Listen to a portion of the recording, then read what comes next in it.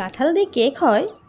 হ্যাঁ, হয় বন্ধুরা। তোমরা আজকে সেটাই দেখবে এই ভিডিওতে যে কাঁঠাল দিয়ে একটা ইউনিক রেসিপি কেক কিভাবে বানানো যায় খুব সহজেই ঘরে বসে।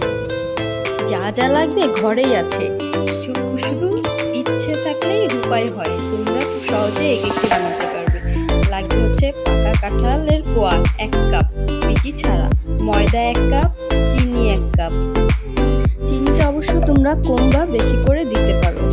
আর হচ্ছে ডিম লাগবে 1টা বা 2টা, বেকিং পাউডার লাগবে 1 চা চামচ, আর তেল লাগবে 1/4 কাপ। একটু ঘি ফ্লেভারের জন্য ঘি দিলেও ভালোই হয়।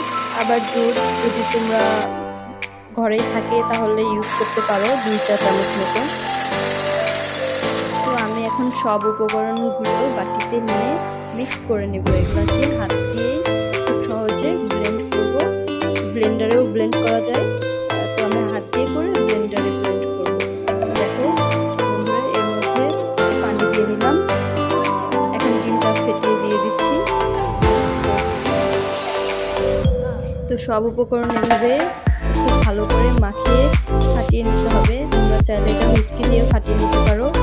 দেন এই সুন্দর যে ময়েশ্চারটা হয়েছে এটা বাটিতে তেল ব্রাশ করেও দিতে পারো। আমি টিস্যু দিয়ে দিচ্ছি, তবে তেল ব্রাশ করে সরাসরি দিলেই ভালো হয়। দিয়ে এটাকে পানিতে, গরম পানিতে আমরা এটা একটা উঁচু একটা স্ট্যান্ডের উপর বসিয়ে ঢাকনা দিয়ে ঢেকে দিলাম। তো কিছুক্ষণ পরেই যে দেখলাম হয়েছে অবস্থা, কেকটা কি হয়ে গেল নাকি।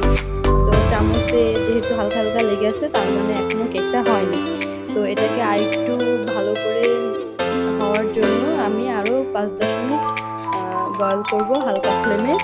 দেন এই যে দেখো বন্ধুরা, কেকটা হয়ে গেছে কিছুক্ষণ পরেই। তো কেকটা এখন নিয়ে আমি ঢালার চেষ্টা করলাম, তো খুব সহজেই বের হয়ে আসলো। এখন টিস্যু পেপারগুলো উঠানোর পালা। ভিডিওটি ভালো লাগলে সাবস্ক্রাইব করো বন্ধুরা চ্যানেলটি। ধন্যবাদ।